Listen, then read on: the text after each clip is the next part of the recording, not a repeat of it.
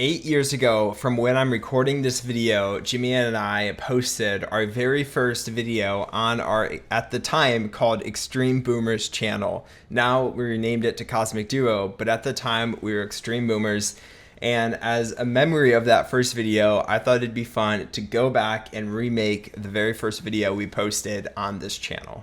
Hello guys, what is up? This is Christian from Extreme Boomers. Today I'm going to be giving you an overview of the submarine and some tips and tricks to help you use it even more effectively.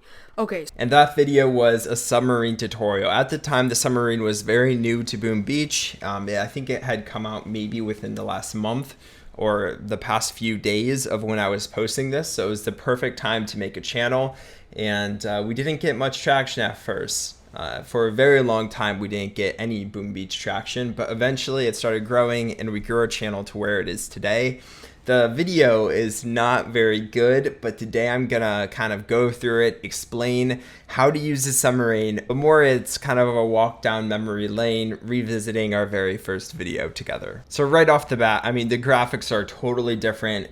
Pugified is my main base, the base I have today, my maxed out base, not this base that I have on this video, but my maxed out base, which I renamed to Fusion. It used to be called Pugified. This was when I was a level 40, so 8 years ago I was a little low level. The sub though, not much has changed, but a few things have changed. So I'm gonna go over those details because as a recreation, I do have to go and give you a submarine tutorial.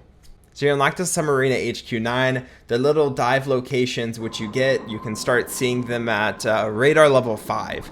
So you should have no problem getting those spots once you hit HQ9. You should have lots of spots. You can go and start diving.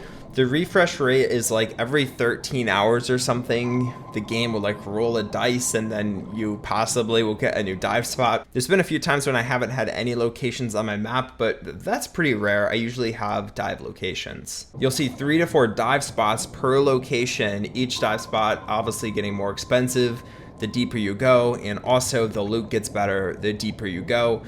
Some dive spots are in red, which means I don't have a submarine that is a high enough level to dive that deep. I just have to upgrade my submarine. Each upgrade I can dive 100 meters deeper. So this is a very expensive dive spot, and usually I probably wouldn't recommend spending the loot to do this. It's very expensive at this point. I usually just try to do dives that I get a lot of loot of something I need, because gold is pretty rare at this level now that we have tribes that we can spend our loot converting on. So I don't really want to spend a lot of gold trying to dive when we could be spending it to get boosts or upgrading our tribes. Nevertheless though, if you have a lot of gold, definitely take advantage of it. Each dive can range from 6 hours to 2 days. I think the deeper the dive, the more expensive it is, the longer it will take. The shorter the dive, usually the lesser resources you'll get. As for the resource types, this is actually something I found very interesting. When I made the initial video, I said wood, stone, iron, diamonds, or even some crystals, shards, or fragments. You cannot get the dark crystal, dark shard, or dark phimix, and you cannot get the power powder. But nowadays, you can get a lot of loot. You can get power stones of any size or element in a dive location. In fact, the dive spots are also by tribe, or not by tribe, but by your archipelago. So the resources you get are going to kind of match your archipelago. So this is in the northern part of my archipelago, an icy section, and I can get ice shards and ice crystals, as we saw. If I go over to, where was the other location? If I go over to this location, you'll see life and you'll see magma, or dark even.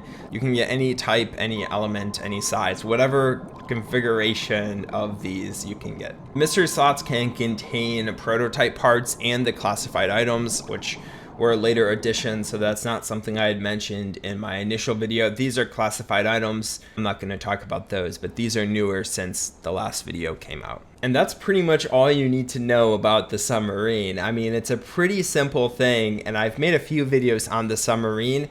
Boom Beach has said in the past that the submarine doesn't really fit into the whole game structure, the game theme. And I think they might have had talks, like this is years ago, they might have had talks about possibly removing the submarine from Boom Beach just because it doesn't fit into the scheme of Boom Beach, the theme of Boom Beach.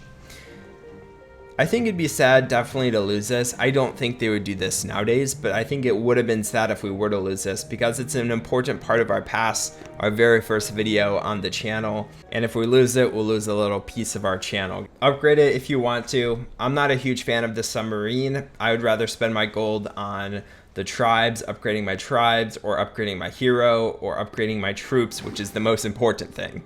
So I hope you all enjoyed the video. Please drop a like if you But yes, that's all I got time for today, guys. Please subscribe if you like this video.